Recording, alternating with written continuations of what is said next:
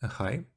So, as the video name implies, it's a video about a cycling route, and I was about to start doing a voiceover, and I realized that I have to do some kind of introduction because there's simply not much time during the video due its like high pace. So, the route, it's like a gravel or forest route in my country, Latvia, basically from Riga to Sigulda, but mostly through forests. That's generally what I do lately, and maybe we can start from a like top level idea. Of course, I do cycling. I do a lot of cycling. I've been cycling for many years, and recently I have started doing gravel routes, and I'm like exploring random. I just drive randomly basically, and sometimes these adventures are somewhat interesting, and I think it would be nice to report on them. And for it, I bought a GoPro. I've been recording a bunch of stuff during this particular season. It's kind of fun, but you just don't have. It's very episodic, so you maybe have like one video per your adventure, and then but it's like there's no beginning, there's no like end, there's no story. So I'm trying to experiment and think of the ways how can I report it as a more like consistent, like a borderline story mode. So yeah, and this is my first experiment. Not super, it's not super good, uh, but it basically I have to do some conclusions. And yeah, what should I add? Okay, this video it combines a bunch of different interesting parts, mini experiments. For example, I do like overlays here from my recording like GPS tracks, but I don't start really recording up until later point because I just forgot. I have to, because the journey is like maybe 7 hours or like long. I have to, in order to preserve continuity, I have to basically record in some time-lapse mode, but it's kind of a messed up because it doesn't do stabilization and all this stuff. It's very painful to watch sometimes. So yeah, in the beginning, what I skip, just in terms of route, we go this road here to the forest, start a forest track, go somewhere here, return to our road, and move to this Soonish neighborhood, go through it, and then the track will begin. And so yeah, I hope you enjoy it.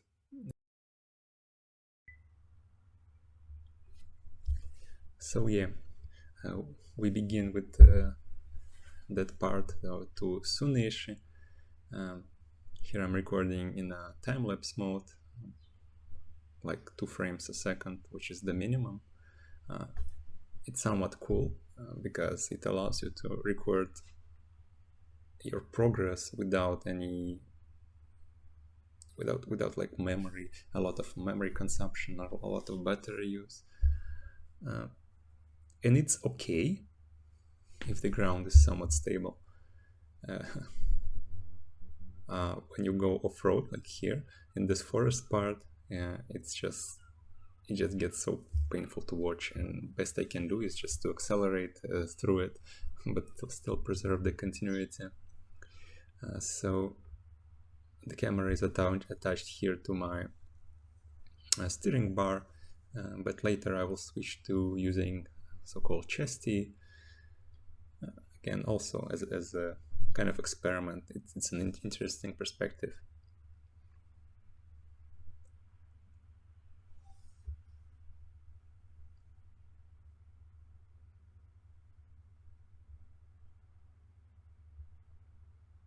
So we're about to switch to normal recording mode, just so you see for a comparison.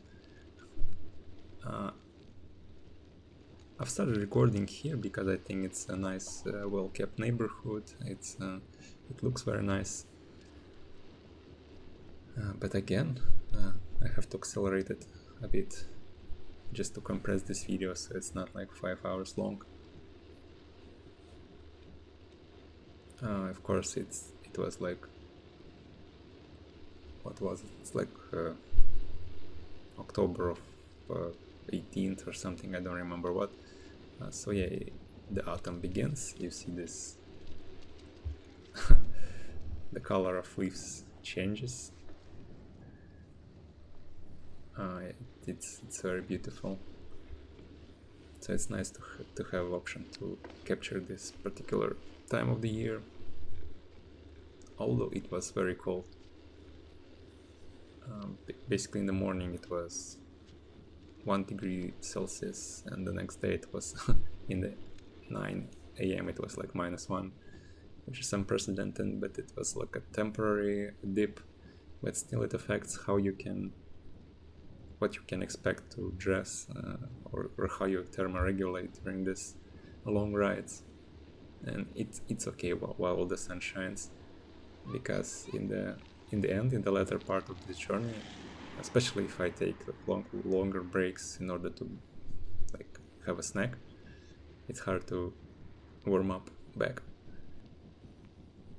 So yeah, we go through this Sunnish neighborhood, and as you've seen on the map, it basically abruptly ends, and we will have to somehow traverse the field that you will see in the front.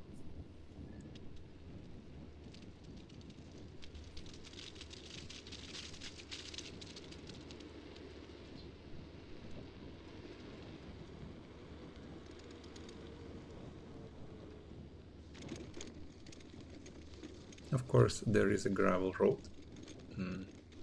It's an interesting place to have a house. And actually, it's not my first time when I ride here.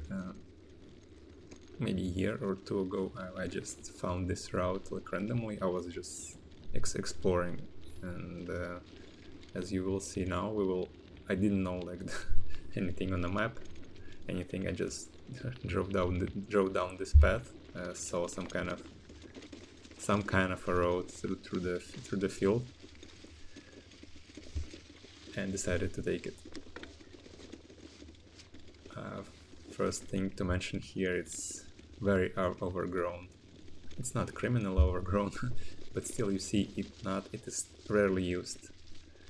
And generally, like from my experience, it's a bad sign, because these kind of roads can terminate nowhere, and you have to track back. Second is, it's wet. It's been, I don't know, either it's because it was raining whole week, or I don't know, but there are puddles all over the place, and it will repeat. We will see it on and on, even face some challenges.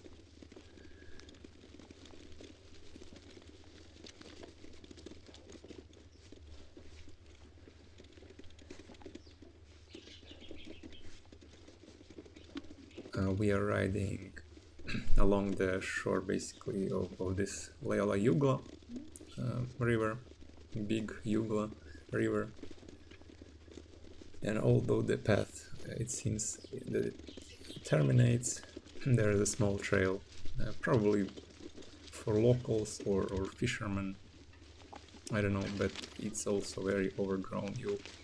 It's very hard to drive, especially in these kind of wet conditions, when there are roots on the ground, some kind of branches. It's very hard actually to have like a proper grip.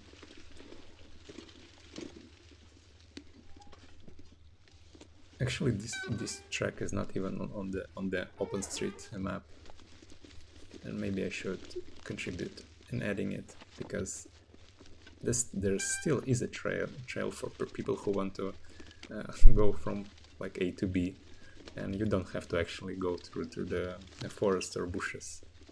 So it would be very useful to know about it.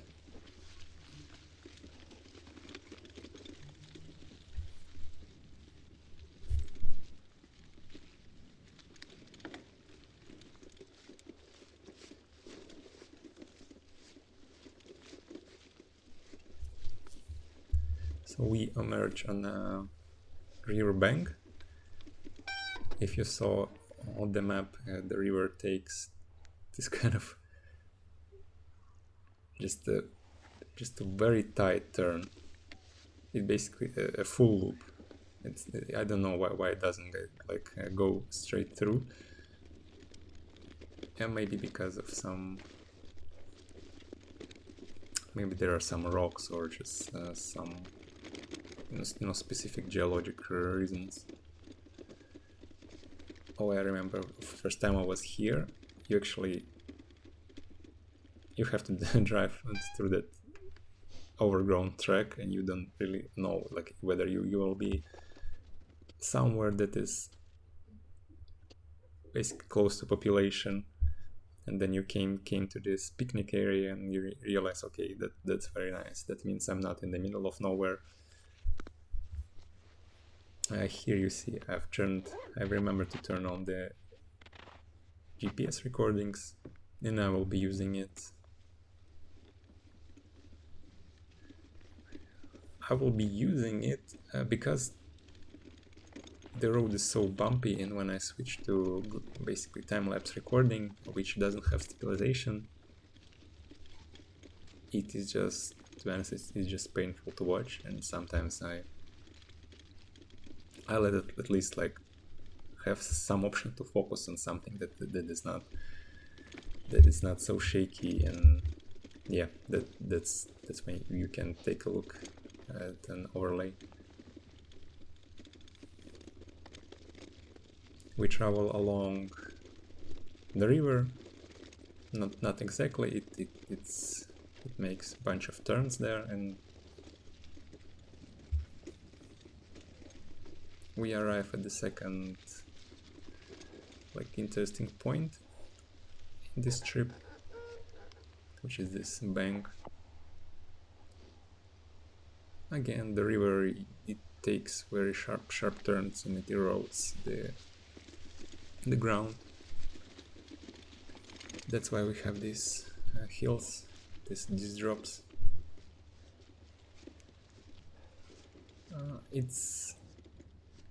I don't remember, it's 11, no, it's maybe 1 p.m. The weather is it's sunny, but it's cold. And actually I've seen a bunch of people here. Up until here, cyclists, just people walking, which is interesting because it was Saturday morning. People should be resting. So bam, here I switched to time-lapse mode, and yeah, it is how it is. Very, very shaky. As long as the ground is even, it is okay. So we will just go through. I arrived to next city, which is Silacrox, to buy just some food. It's a small city with, I would call it even a village to some extent, with a small shop. I just buy pastries, Snickers bar, something to drink probably.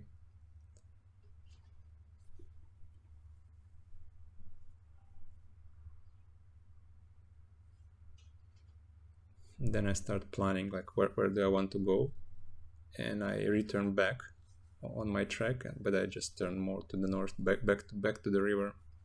And then actually I know this region somewhat well. Everything to the east is kind of well known. Everything north, there's this Lila Yugla river. Across it I also somewhat know everything, but there's not much to explore. Well, this is interesting place. You will see there are a few fallen trees that are blocking the flow. Again, likely due to erosion, plus we had few incidents with, with high winds. There's like some kind of gravestone, I don't know how to call it, like grave border there. For some reason, I don't know what it means. Just interesting. So yeah, we continue to travel along this kind of gravel road. But again, it's somewhat wet, it's muddy, it's much harder to drive through it. So yeah, about this kind of northern part, I know it somewhat well, and I took a look that there is a kind of bridge, some kind of bridge across the river, and so I decided, okay, it would be nice to check it out.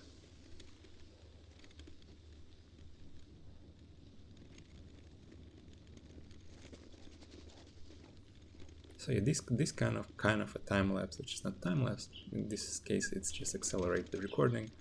It's much more smoother. Again, because GoPro does a very nice job at its stabilization. At least when the lighting is nice, where the picture is, it has basically features available to which GoPro can latch on and like try to stabilize using them. But as long as it works as long as the brightness, the contrast is high. In the low light conditions, as we will see in the end of the video, which was like 5 p.m. or a bit later, it will have a much harder job to do any kind of stabilization, and the image quality will degrade. But it's probably a well-known fact for GoPro users.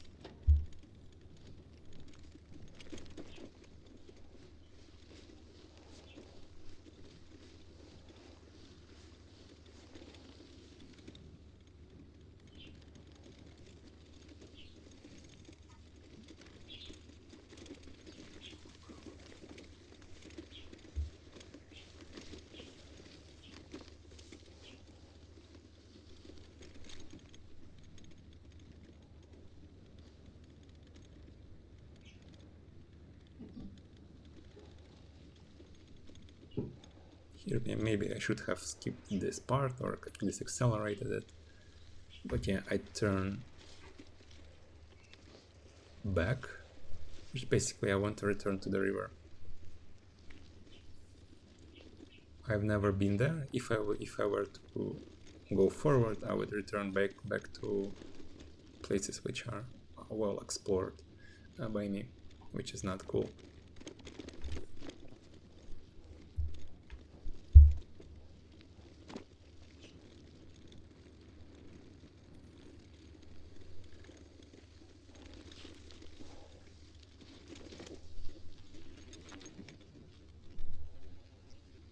There's some dude walking and his dog on a bicycle. Oh yeah, I messed up. I forgot to remove to set correct speed here. So it was in slow-mo for a bit.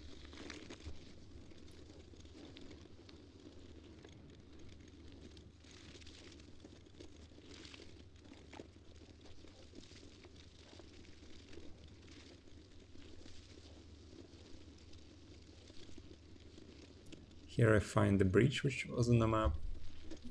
It kind of shows that it's forbidden to cross. That's why I levitate across. And this is kind of a new region for me. Also nice, well-kept neighborhood.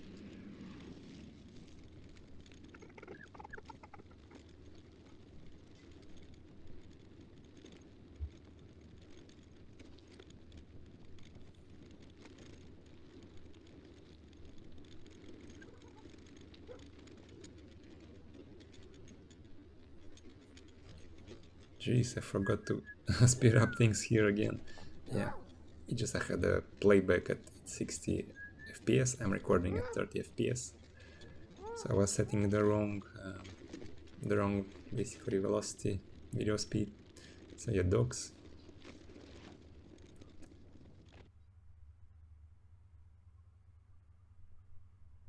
I think dogs are bored of their minds, so I enjoy sometimes whistling to them or playing around with them to have them something to do. Actually, I've returned back to my usual route, which I am familiar with, although I've noticed there's a turn into the forest, which I took. I have no idea, of course, where it leads. The fact that we're watching the map here is kind of a luxury. I check it very rarely, and it often happens that I check something, and like I very much like OpenStreetMap because it shows so much information which is not available in other sources. But sometimes it's just outdated. Sometimes there's like a problem for me with the navigation. Sometimes I don't check the scales, or sometimes I miss the turn, so I just have to force myself to focus more.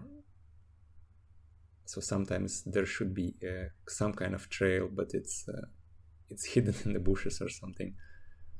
It's not clearly visible, and sometimes you skip and then you take a wrong road, and it ends up in some kind of large detours. It happens somewhat often with me. Here I've reached some kind of clearing. Usually these roads are very nice, they're tight, compact, kind of bumpy. In this particular spot, only problem is that there are a lot of roots on the road, and it's very uncomfortable to ride. So in fact, sometimes it's even like easier to ride through the forest. And here there was some kind of a trail for a short bit. Like when I was riding my road bicycle in the forest, it just was impossible to ride through the sand, and I had to just go through the forest directly, which was at least doable. Actually, on the map you see that the trail continued forward, and I've turned left into this mess.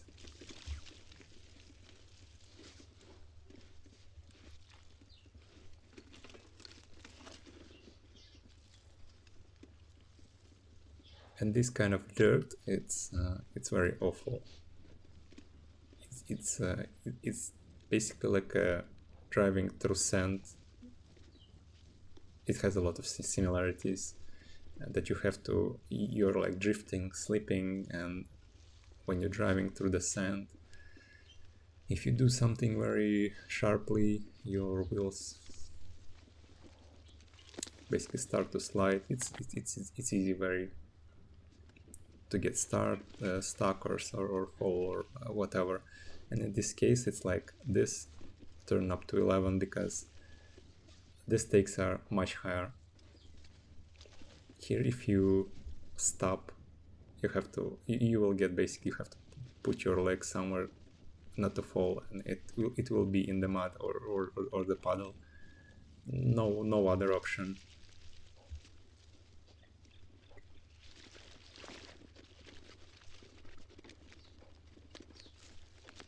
But I have dealt with it very well, I think. It's a very strange thing to be proud of, but it's just, you're just gambling. Because one move, you drive too slow, straight to jail, straight to wet legs. And when I came to the sand, I was absolutely relieved. Like, oh yeah, back to known territory.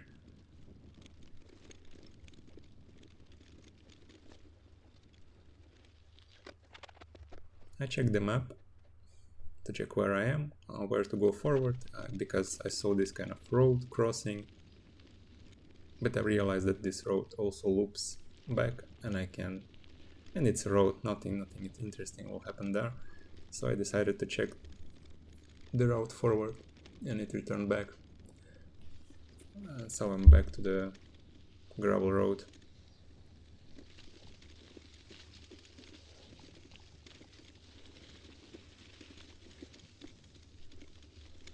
So much easier to ride here than through the forests.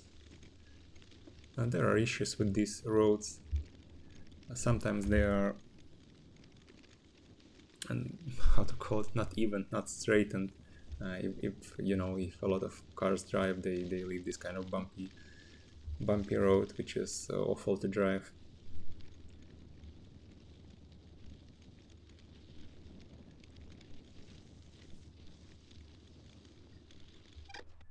So yeah, back to awful time lapses.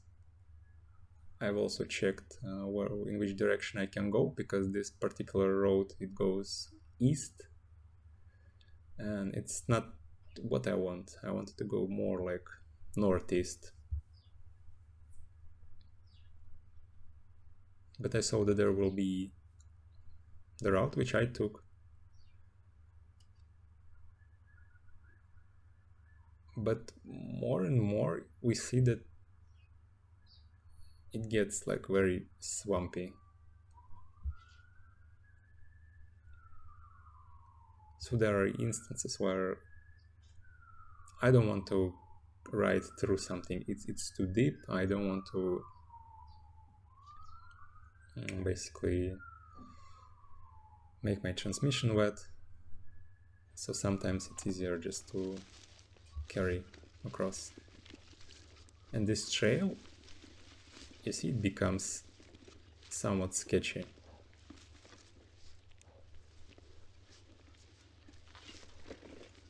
First of all, this fallen log, which wasn't cleared, and you see it's overgrown.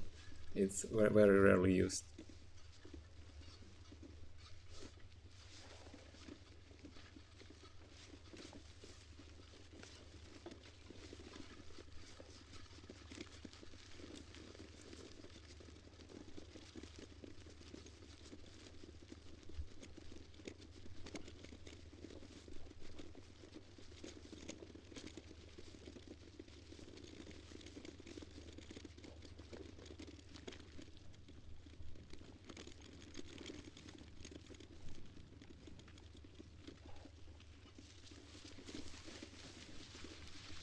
Actually, when I looked at the map, I saw that at this particular trail, part of a trail, I mean, it's not a trail like a well-known trail. Trail is just some kind of road. It went for a bit, but I decided if it will be as bad as that kind of dirt road, there will be an option. It was like 150 meters or so from it will be another road, normal road, which I can skip onto, and actually you see it on the map on the top overlay on the north.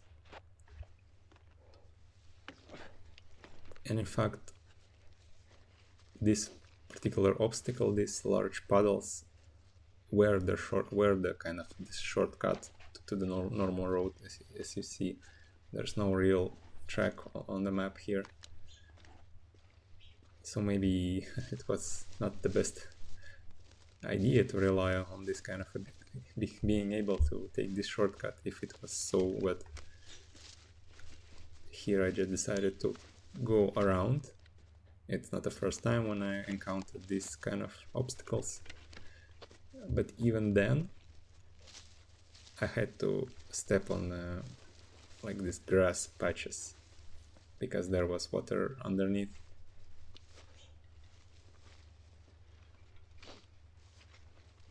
And also you see that probably these roads are only used by quad bikes or 4x4s, so they are very much degraded.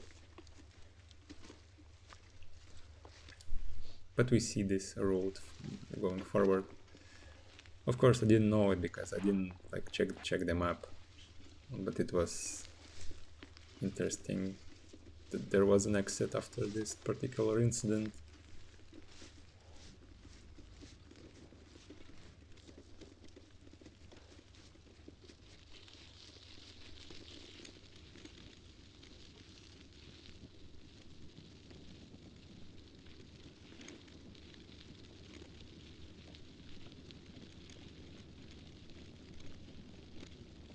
is so interesting.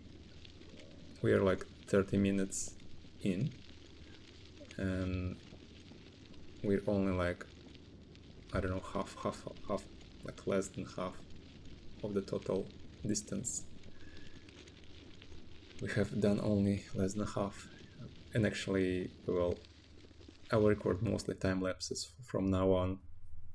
This is particular interesting section because I had a small encounters with deer. I saw there is a deer on the road, but because I'm recording in like only 2 frames per second, there was no option to get a nice capture. And then also I'm using a wide angle on this camera, so the resolution is not, I either could not capture them because of skipped frames, but here I try to at least extract something. So yeah, they were pretty close. It's not super uncommon to encounter them. They are always spooked. And back on the crossroad, I also checked out like, whether I will be able to actually go somewhere, because that road which we were crossing, it went in completely wrong directions. And here I found this hunting tower. Also, they are very common. It just I haven't been able. This looks like something new, and I decided to climb onto it and check it out.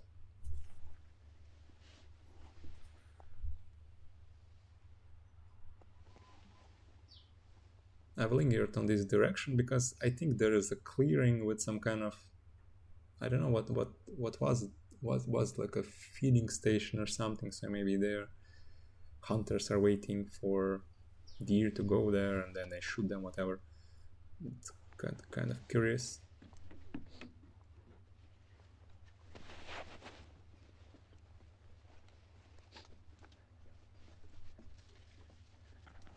Oh yeah, I have some kind of widgets on the right, because I was generating this overlay from GPS data separately. I forgot to remove them. Simply I've used like default setup, so they don't show like temperature, RPM. I don't have RPM, man. Like, or heartbeat. I don't have a heartbeat.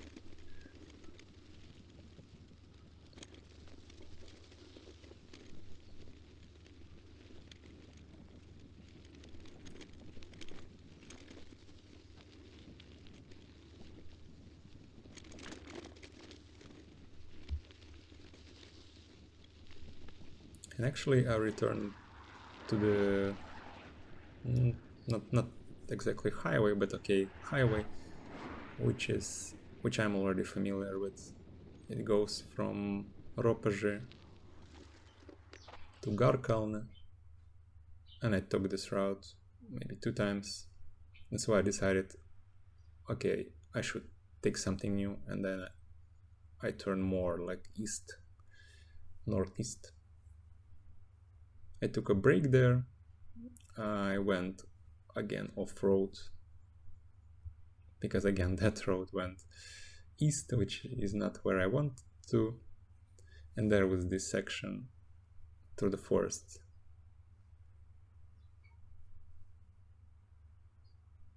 Actually at this point it was getting somewhat cold, and also I took a break. I've cooled down a bit.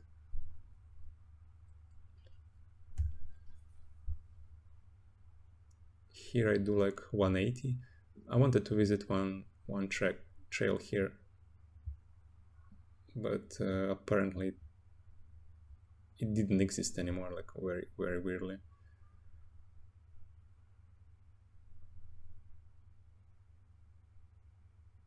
So I visited the store. I found another place I wanted to visit while I'm here.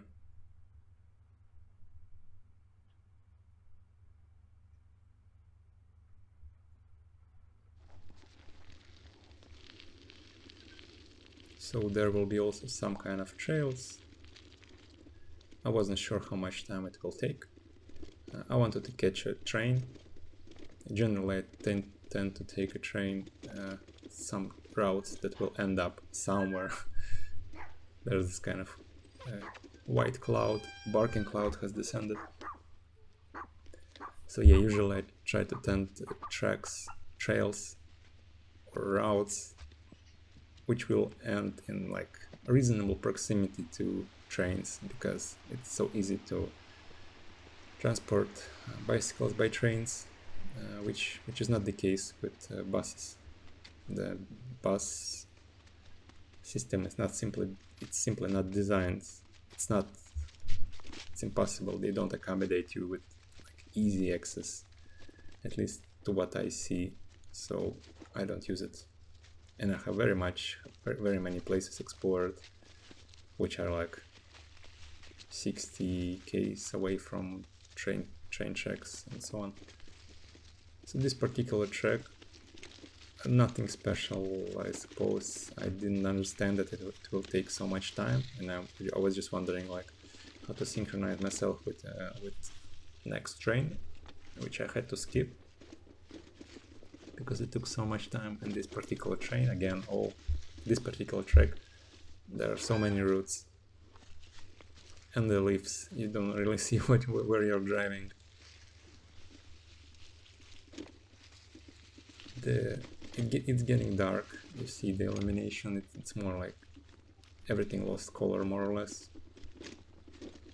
GoPro starts to struggle because of this kind of high frequency detail, all the leaves.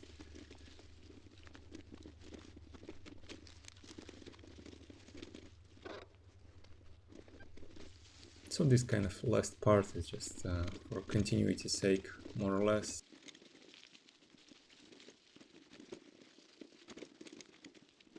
So when this trail will be finished, essentially I will take a look at the timetables of a train, and I will just go straight forward to Sigulda and record in time-lapse mode. But yeah, it's not far to Sigulda. The sign was like 7 kilometers, but the train was somewhat close, but I decided not to rush it because I was somewhat tired at this point, and it was getting cold. And yeah, essentially that's it. Enjoy your rest of this 5 seconds. Bye. Thank you.